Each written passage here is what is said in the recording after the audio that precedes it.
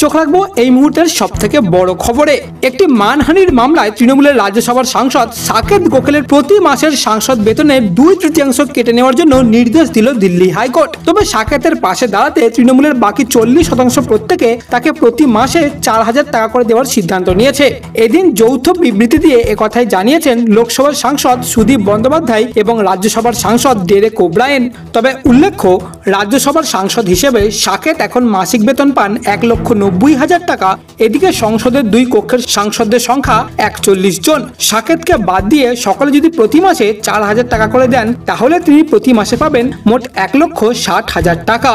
উল্লেখ্য, 2021 সালে প্রাক্তন কূটনীতিবিদ তথা কেন্দ্রীয় মন্ত্রী হরদীপ সিং পুরীর স্ত্রী লক্ষ্মী পুরীকে নিয়ে একগুচ্ছ পোস্ট করেছিলেন সাকেত। সেই সময় তৃণমূল সাংসদ ছিলেন না সাকেত। তার মূল অভিযোগ ছিল সুইজারল্যান্ডের জেনেভায় একটি আবাসন রয়েছে লক্ষ্মীর।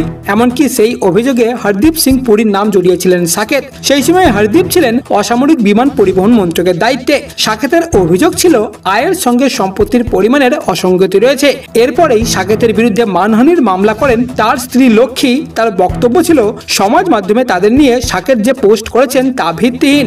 সেই মামলায় গত জুলাই মাসেই দিল্লি হাইকোর্ট সাকেতকে নির্দেশ দিয়েছিলেন 50 লক্ষ টাকা ক্ষতিপূরণ দেওয়ার জন্য এবং ক্ষমা চাওয়ার জন্য। যদিও সাকেত সেটা করেননি বলেই সম্প্রতি ফের একবার আদালতে দৃষ্টি আকর্ষণ করা হয়। সেই অভিযোগের ভিত্তিতেই আদালত নির্দেশ দিয়েছে যে প্রত্যেক মাসে সাংসদের প্রাপ্ত বেতনের 2/3 কেটে নেওয়া হবে। সেই টাকা দেওয়া হবে লক্ষ্মীকে।